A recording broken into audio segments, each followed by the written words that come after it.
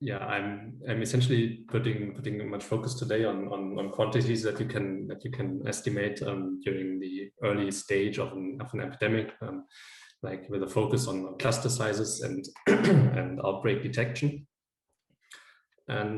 But first of all, I would like to thank my collaborators, as Patrick already said. So I did a postdoc with Florence Devard and François Blancard in Paris, and in this work, we also worked with Emmanuel Scherzer, who's now a professor at the University of Vienna. And to give you an idea about how we came up with, how we started working on this project, what our initial motivation was.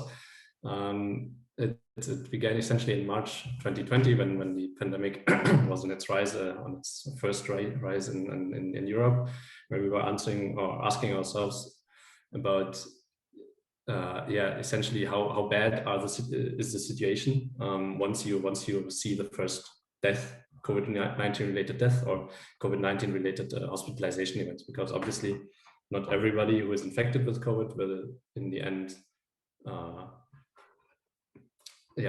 die or will end up in the hospital, and so you have a certain probability that people show up or get detected essentially. And by using this detection probability, we were wondering whether we could say something about how old a local cluster is and how big it is at the detection time.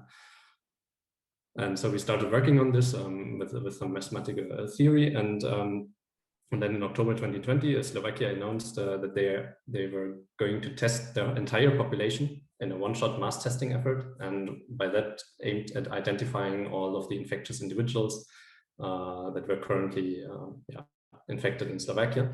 And one question that we were asking ourselves then was how successful or how efficient is such a one-shot mass testing effort actually, because because you will not detect everybody, because the detection probability that varies over time because it's related to your viral load in your body, and so you will inevitably not catch all of them. We wanted to come up with an estimate of how many individuals you would actually detect.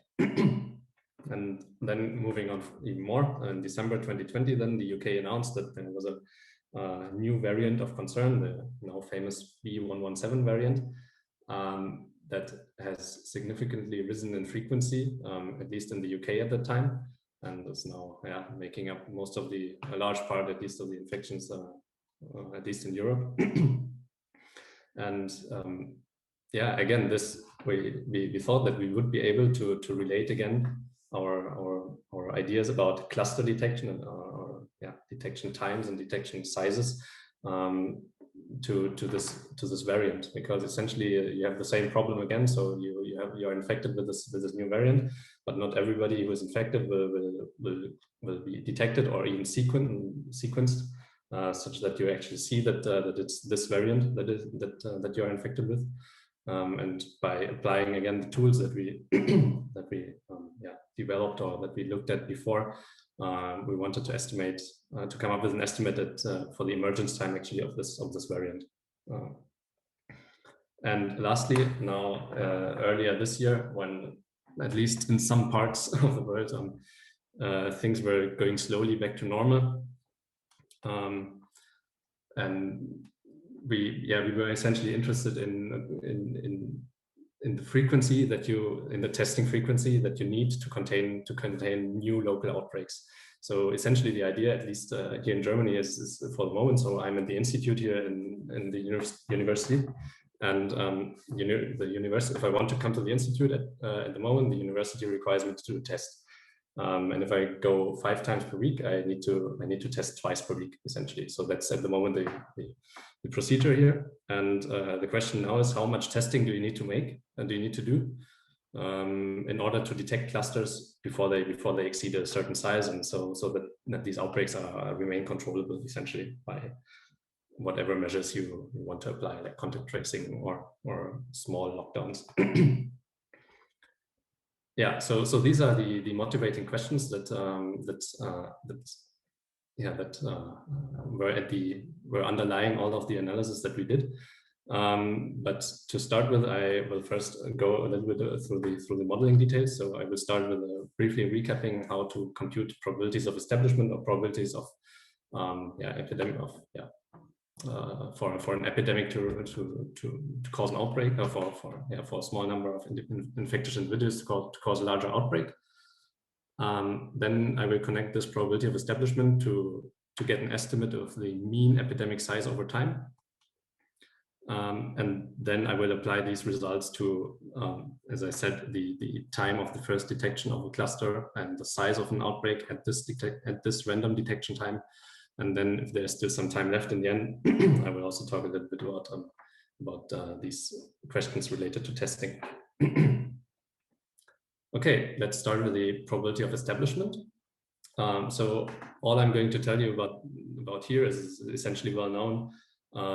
So it's essentially the idea is that you look at a transmission chain of infected individuals in a way of a branching process. So you start with one infected individual, then this infected individual transmits the disease to a certain number of susceptible individuals that then become infectious as well. And by this, you propagate the epidemic over time.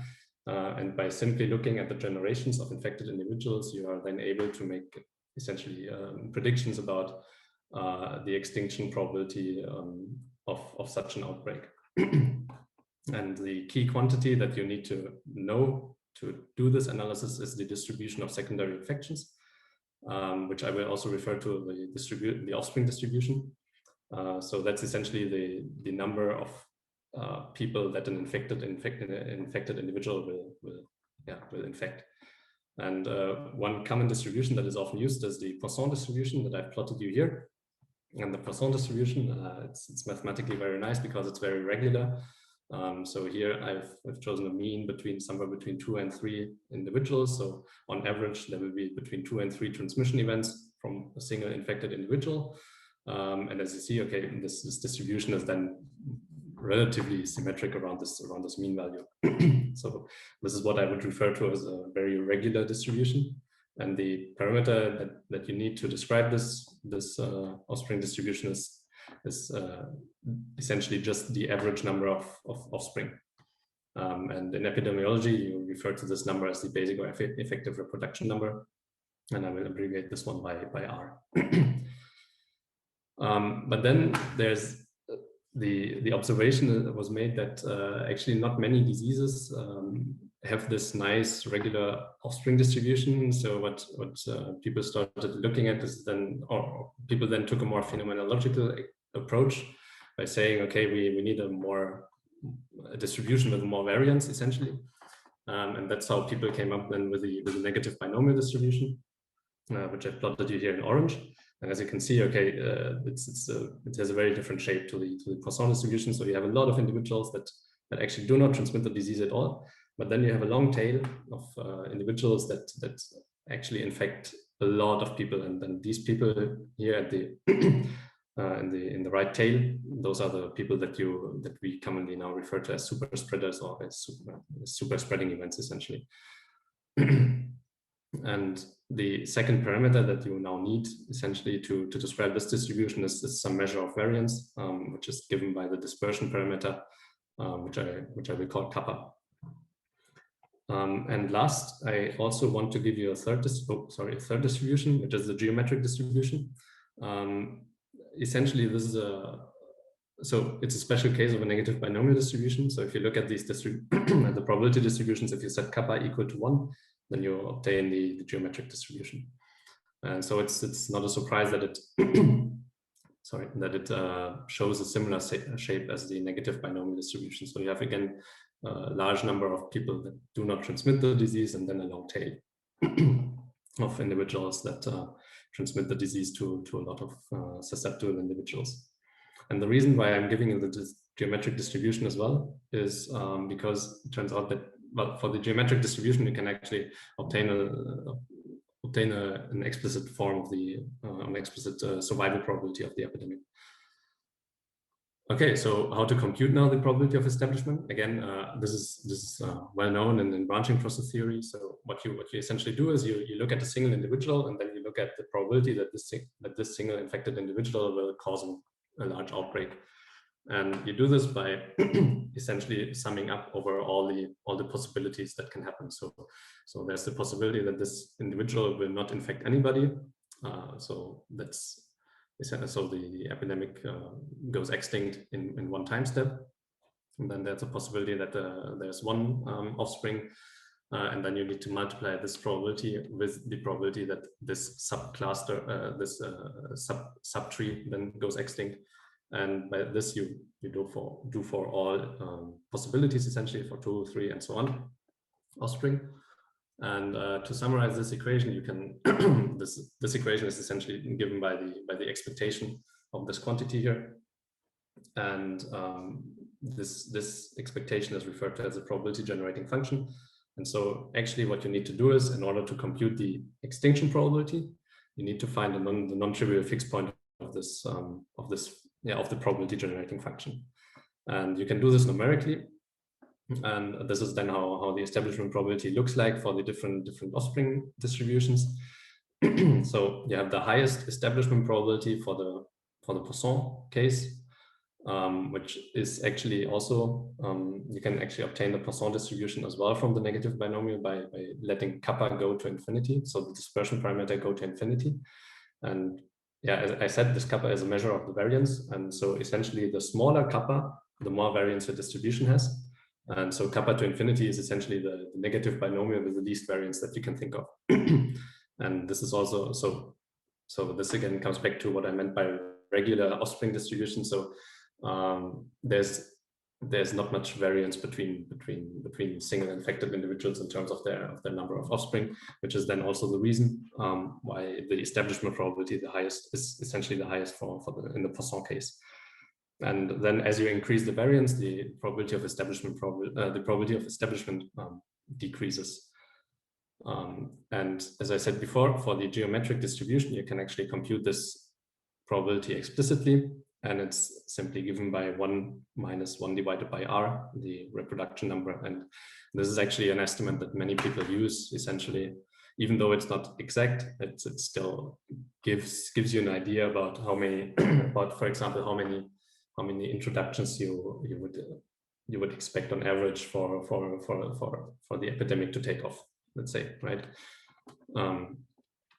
Okay, so this is the probability of establishment, and now I will tell you how to connect this to the mean, or how to use this essentially to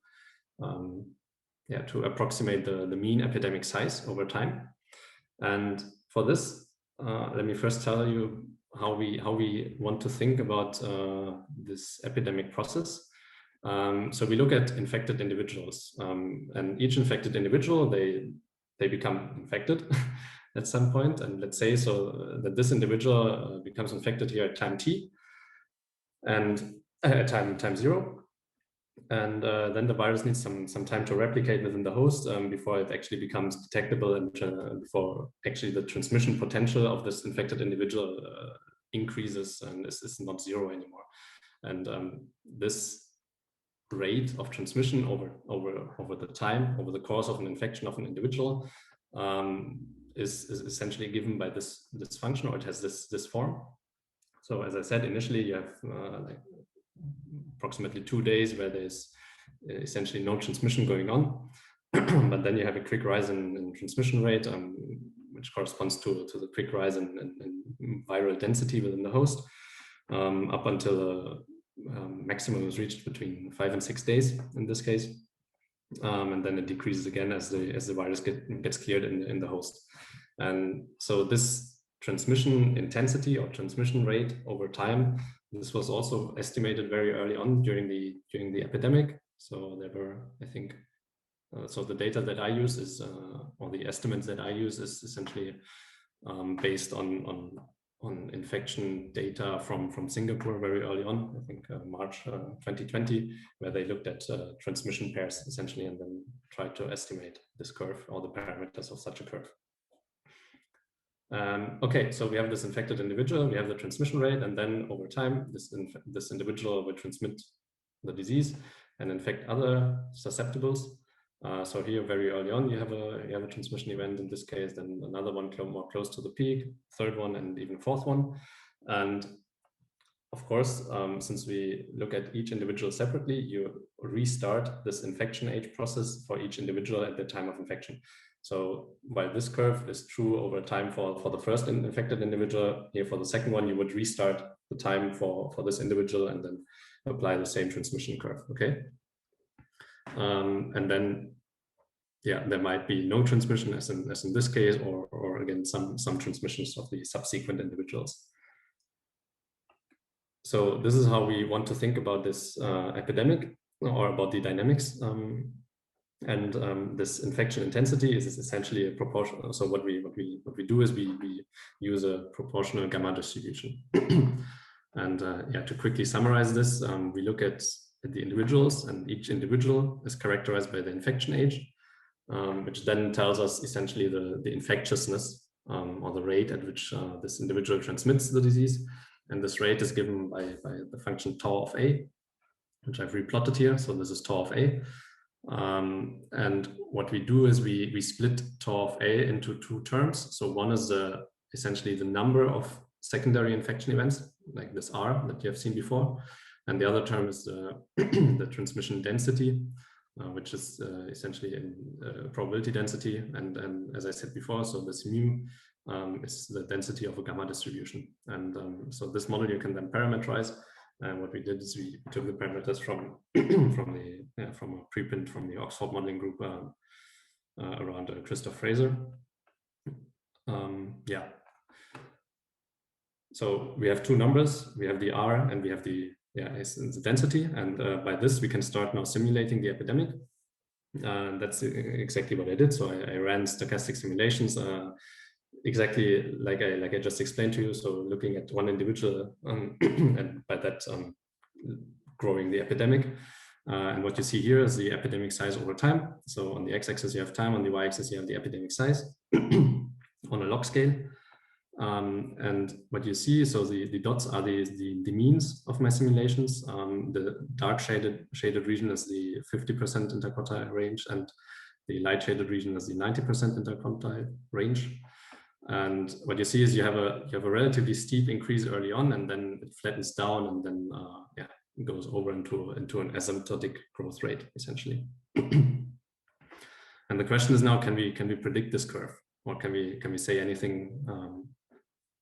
Can we quantify this? And the idea is people have looked at this already. And the idea that is typically used is to simulate or to model the epidemic size by a renewal equation, which I've given you here. So the epidemic size at time t is given by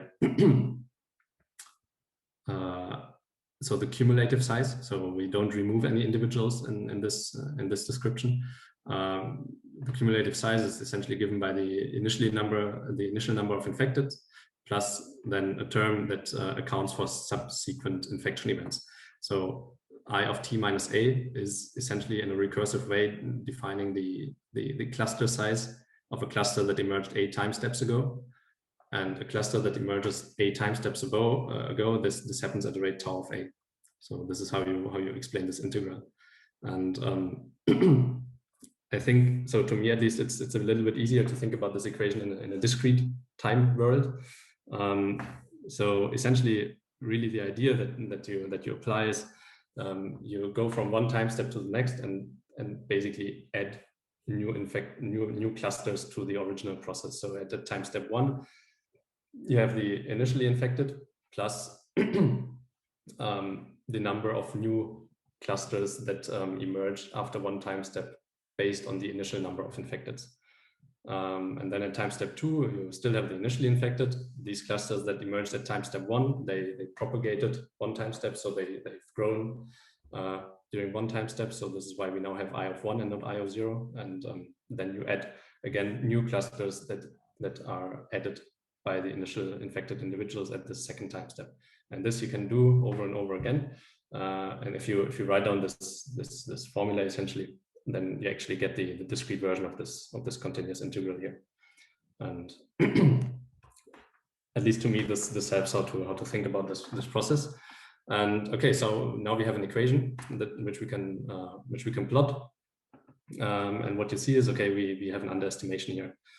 So the dashed line is now exactly this renewal equation, and the underestimation, well, if you look closely at this graph and at what I simulate, actually, it's not a surprise what is happening here, because actually I'm not accounting for survival of the epidemic here in this renewal equation, right? So I'm in the simulations, I discard all of the trajectories that do not establish, but this equation is not accounting for this. So what I actually need to do is I need to condition my my individual based process or model.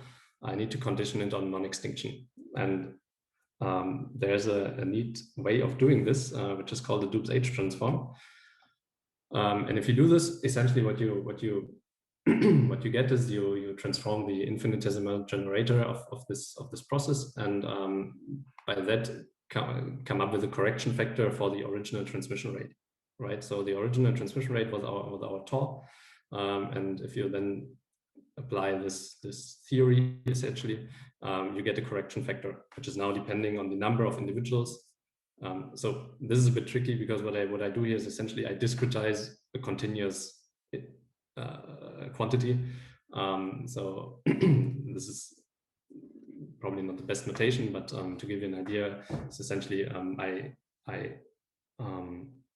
I look at the current number of infected individuals in an integer way, and then compute the survival probability of this process over time. And as my number of individuals increases, the survival probability will converge to 1, which essentially means that this factor here, because here you have a product of something that is some quantity which is smaller than 1.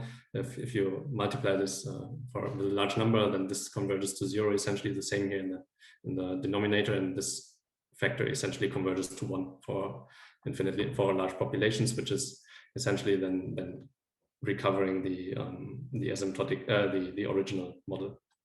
And so what we actually do here is we just increase the transmission rate very early on in the process, when we still have very few infected individuals. And in the model that I've given you, you can actually also compute the extinction probability. So this quantity here, you can compute it explicitly. And yeah, so now actually what you get is you get a renewal equation with this transformed transmission rate. And you can, again, oh, sorry, yeah, I should mention that this computation, it only really nicely works in a Poisson case. For negative binomial, it's much more messy, and yeah, it's much harder to compute things. So the Poisson case is the case to go, essentially. And yeah, if you plot then this transformed renewal equation, this is now the solid line. This is actually working amazingly well. So you actually capture this early growth, and then also the asymptotic growth rate. And so what we get is essentially we get a description of the mean of the epidemic size over time. And this is now the quantity that we actually need in order to estimate, or in order to come up with some sort of answers to all of the questions that I've been asking before. So just to summarize very briefly the theory, what did I do? So I started with the establishment probability, which essentially only depends on the offspring distribution. So as soon as you know the offspring distribution, you can compute the establishment probability, which you then feed into the epidemic size process, because you want to condition the epidemic on survival, because those are the epidemics that you observe. And so by conditioning the transition rate on establishment, you actually get a neat description of the mean, at least. Okay, let's talk about detection time and detection size. So how do we implement detection in this model? Essentially, what we do is we say that hospitalization, or the probability of dying, or the probability of sampling, it's essentially a property of an individual. And so how we model it is essentially that for each individual we toss a coin with a certain probability, with a detection probability, whether at some point during the infection they will be detected. And so, for instance, here, this individual, they will be detected at some point during the infection, and what we then do is, after this detection time, we don't care anymore about what this epidemic is doing, or this cluster is doing, and we are just interested in everything that happened before. And obviously there's a delay between infection and detection. So obviously, so if you think about hospitalization again, so I think on average there's something like a 10 or 12-day delay between infection and hospitalization. So what you have here again is some sort of waiting time. And I will refer to this as the detection time, which again follows a gamma distribution. That's an assumption that I make throughout the rest of the talk. Okay, so first question: how long does it take to detect the first case in such a local cluster? And what we have, since we toss the coin, since each individual has an independent detection probability, what this means is essentially that the detection process itself follows, or the number of individuals that got infected before we have the first individual that will eventually be detected. This number follows a geometric distribution with a success probability p detection of p detect. And now, in order to estimate or to approximate the first detection time, what we do is, in the first step, I leave this as a random variable, so k, and what I do is I estimate the hitting time of my data of my mean epidemic size process of k individuals. So this is a big approximation that I do here, and so I essentially take my deterministic description of the epidemic size, right, that I derived before, and determine the time at which this process hits k individuals, k infected individuals. And unfortunately, I don't know anything about the error that I make here in this approximation.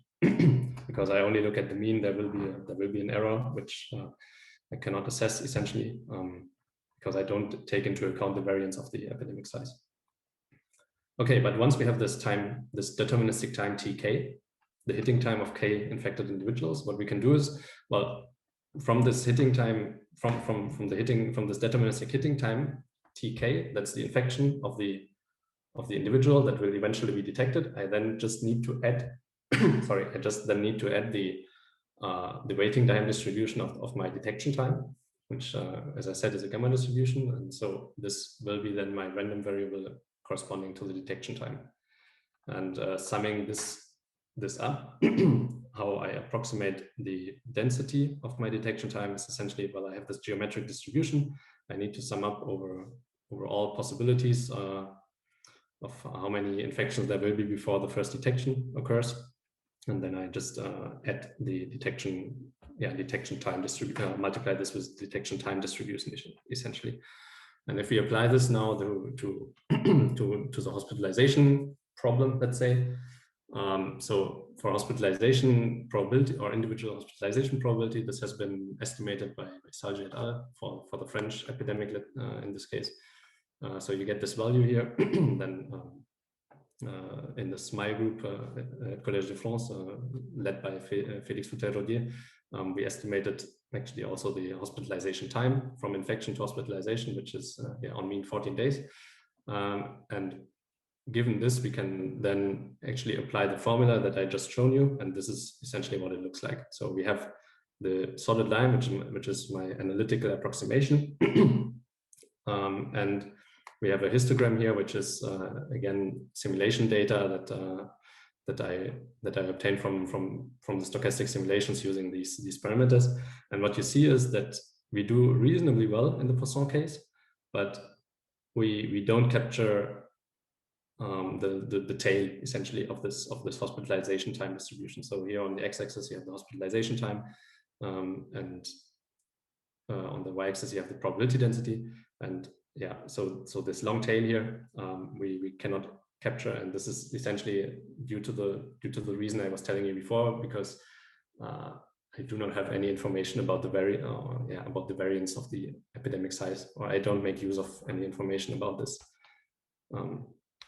And so the Poisson case, as I said, is a very regular distribution. So that's nice, but if I do the same analysis with a negative binomial, then this estimation becomes even worse. But overall, if we just want to look at the mean and the average hospitalization time, that works reasonably well, I would say. Okay, so this was the example of the hospitalization, but I was telling you before that actually the same reasoning you can apply to emergence of the variant of concern B117. And the only thing that you need to do is you need to change these parameters here. And so looking at this scenario, what we get is, so we need to define a detection probability for the variant.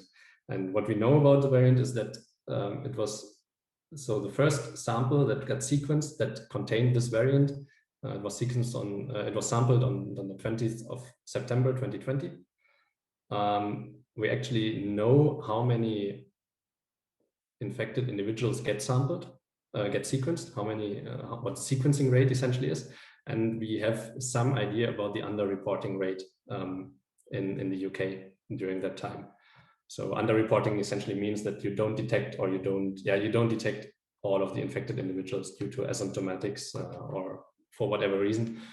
And so essentially combining these values, you end up with a detection probability of 0.01. So it's more or less 1%.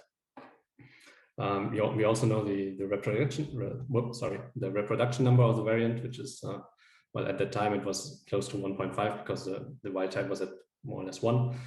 And then, okay, this is now probably the strongest assumption that we don't have any data or any information about is the time from infection to sampling, to taking the sample from the infected person.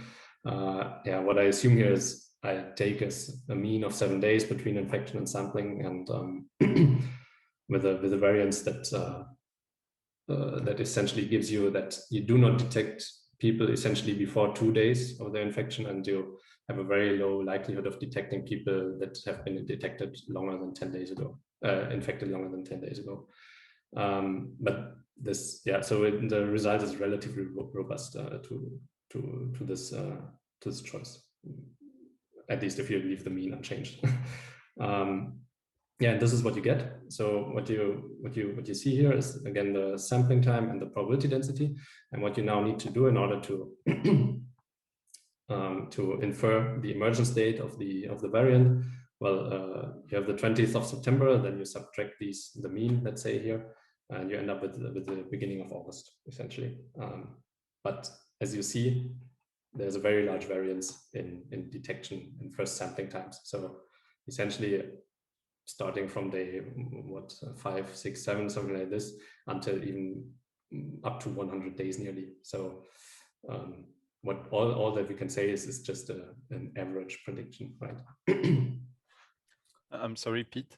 Yes. So we have a question in chat. Emily was wondering about, I think it was the previous slide, the rate of detection, this p-detect.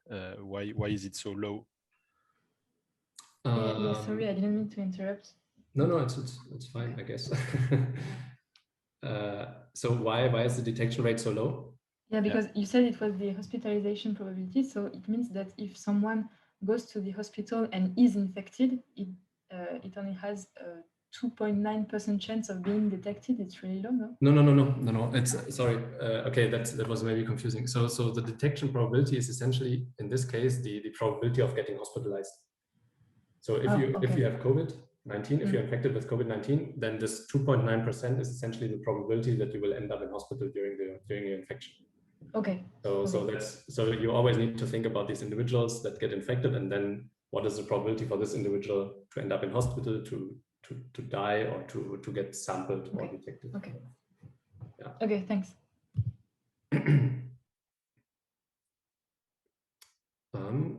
Okay, so yeah, so I was saying, okay, there's a very large variance about the insecurity, let's say, about the emergence date of this variant. On average, you would say early August, probably. Okay, now the second question is, that is related to this, how large is the epidemic cluster at the first detection time? So remember that this detection time, it's a random variable. And so because we have the distribution now, we can actually also say something about the size of the cluster at this random time.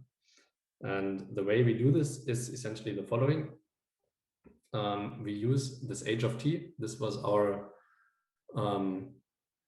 detection time distribution.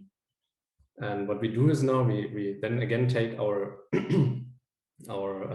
mean epidemic size over time and construct the probability distribution out of these two quantities. So that in the end we have a cluster size, and we can assign to each cluster size a probability that this is the cluster size at the time of detection. And again, if we take the hospitalization example, what you see is, well, this looks close to a geometric distribution essentially. So it's a very, very right skewed distribution. And yeah, the approximation that we do here is working reasonably well, except for if we look at the means. And this is an effect that is due to the very long tail, because at some point I need to cut the simulation, the computation of this due to numerical constraints essentially. Yeah, so this is just to tell you that it's not only the time that we can estimate, but we can also estimate the size at detection. And again, for the negative binomial, in this case, you can do the same. And what you get here is that again, you have more variance essentially in the sizes of the cluster, and especially you have an excess of very small cluster sizes. So what this actually means is that in the negative binomial offspring case, you have a lot of clusters that remain at a very, very low size for a long time, but do not die out, and then just eventually then they just take off and due to a super spreading event, let's say. Okay, then I think I still have a couple of minutes to briefly talk about testing, or our ideas about how to make use of how to apply the theory to questions related to testing. And the question that we want to at least partially answer is how much testing do we need to do in order to detect clusters before they exceed a certain threshold? And there are a couple of assumptions that we do here, because what we assume is that it's random testing. So it means essentially that independent of your infection, whether you are symptomatic or asymptomatic, you get tested randomly. So that's a big assumption that we make here. And what this means is that all of our results that we obtain are actually overestimates. So because if you are symptomatic, you will not get tested randomly. You will get tested, right? so you will expect to find or to identify clusters a lot earlier if people show up and if they have symptoms. So the first ingredient that we need here to address this question is the probability to test positive by a certain test. So in this case, I'm plotting you the probability of testing positive by a rapid test over infection age. And this correlates with the viral load in a host, right? So during the first, it should be 1, 2, I guess. During the first 2 days, you have a very low probability of detecting virus in the host, but then it increases quite rapidly, again, mimicking the viral load trajectory in the host. You have a maximum at around 5-6 days, and then it decreases again. And rapid tests, they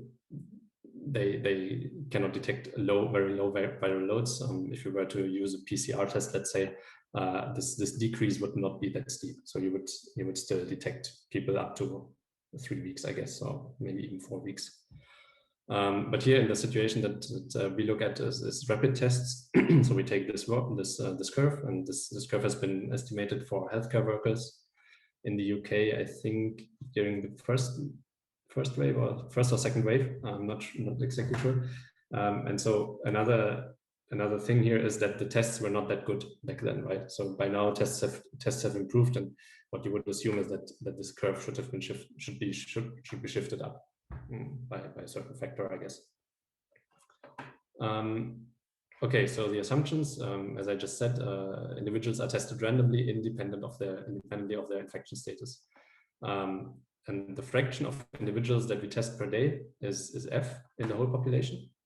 And how do we translate this to the detection probability of a single individual? Well, essentially, if you assume that during the infection of an individual, this person will only be tested at most once, then you can come up with this description of the detection probability. So 1 minus the probability of not being detected at infection agent A. So F times Q of A would be detecting at age A. 1 minus is then not detecting, and if you simplify this, then it's approximately this quantity, which then gives you the detection probability. So F times the cumulative sum of the probabilities of testing positive over time.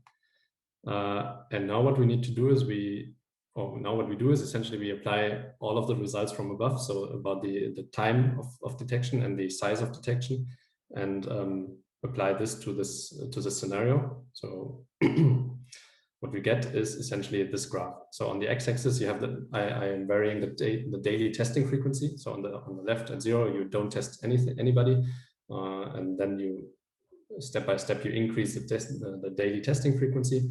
And on the y-axis would be the cluster size at the time of detection. And as you see, well, the cluster size, since the cluster is growing exponentially, what you get is essentially an inverse exponential growth, because the more you test, the earlier you will detect the cluster, and the less you test, the more time this epidemic had to grow. And so if we were now to give you some numbers that come out of this analysis, if you were to say, okay, we want to detect clusters of a threshold size of 30, so somewhere here, then your testing frequency would be 0.1013. And if we now go back and put that compute now the number of tests per day in a certain population, like in France or in Germany, for instance, this is quite a large number of tests. But as I said, this is an overestimate. So I don't know by how much you would be able to decrease this number if you include symptomatics, yeah.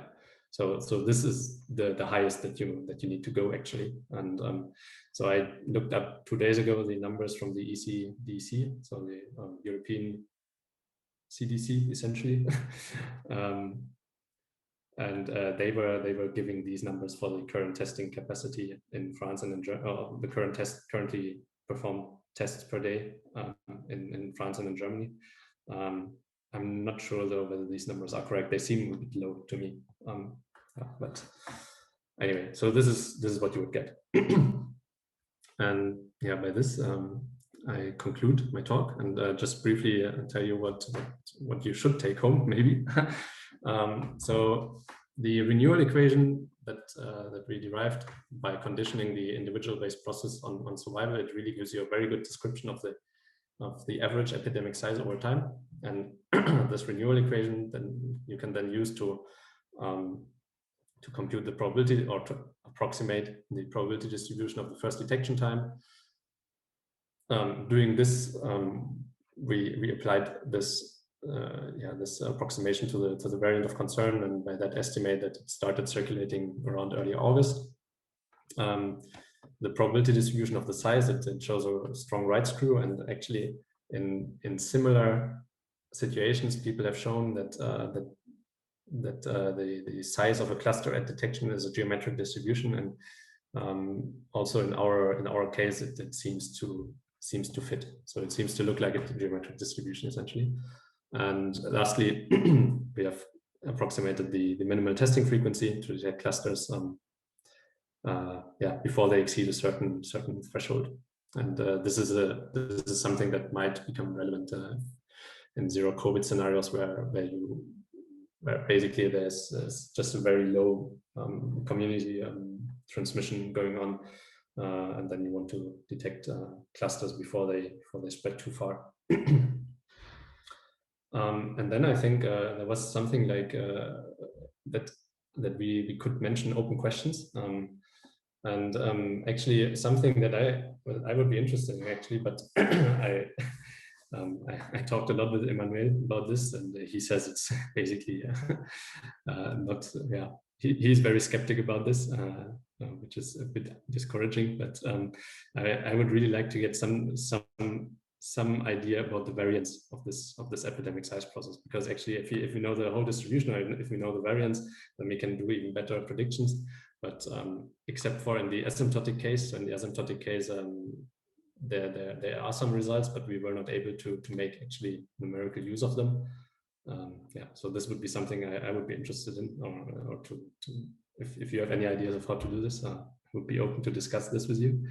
And yeah, and with this, I would like to thank you for your attention, and I'm happy to take any questions you might have. All right, thank you very much. This was very interesting. Are there any questions by our very large audience?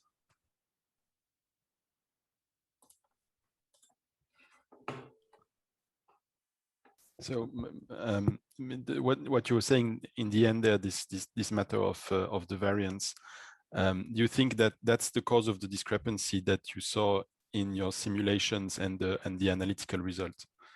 Yeah. So I think that this is exactly the reason. So the right tail of these distributions, they are caused by these epidemic sizes that are very low in size, that remain very low in size over a long time.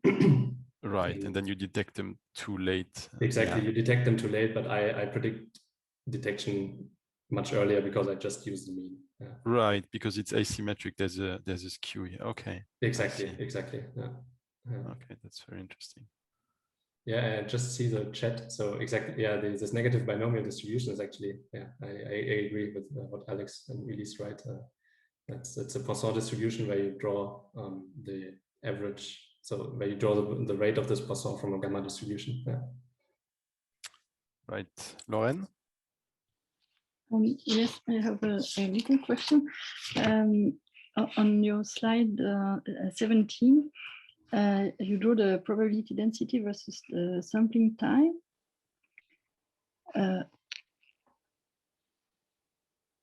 Yes, exactly. And at the very beginning of the curve, there is some non-convexity. Can you explain this? Yeah. I'm not 100% sure where this comes from. I think it's because I discretized the number of infected individuals. So essentially, there will be a jump so let's say I'm using this geometric distribution, right? And so I go from 2 to 3 individuals before I detect, then to 4 individuals before I detect. And I guess what is happening is that in the infection process, there will be a jump between 2 of these geometric values, which causes this weird effect. But the honest answer is I don't exactly know what's happening. Because how do you? So what you have is you have this geometric distribution, right? Yes. And what I then do is I estimate the deterministic time of the epidemic size hitting this number. Yeah. And what I think is happening is if you look at this, there are a lot of individuals that are close together, and then there's a jump in the time. So I'm missing out sometimes. Okay. And I think it's related to this. Okay, I understand. I'm not exactly sure. Yeah.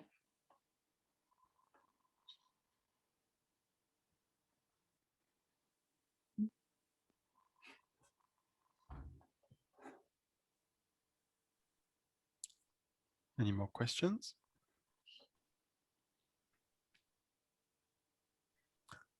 I was interested by your age transformed yeah, the mean infection size that you showed, and yeah, this renewal equation that's somehow skewed by the age transform. And I mean, the renewal equation is famously used in the estimates of R0 in like the Cori method. Mm-hmm.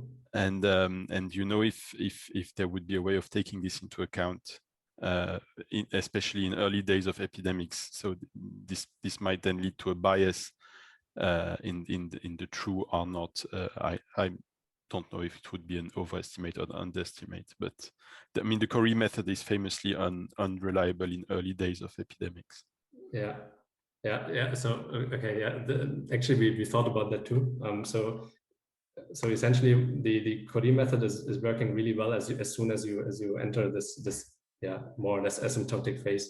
And so what is happening if you estimate R naught is that you will overestimate it if you just take early data into account.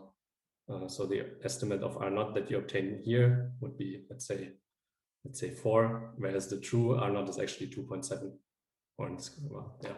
So you overestimate R naught, and there's actually a paper by I forgot the author's name, but who actually tried to show this for COVID-19, who just took the data for a certain number of days early on, or very early data, and then came up with an R naught which was more of the order of 5.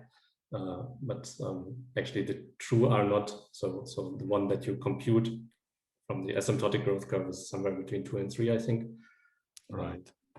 Yeah, but yeah, we tried to make use of this knowledge that we have, but we were not able to connect it to R naught estimation. Yeah, I see. But I think that's I think that's a really great idea to try to do this.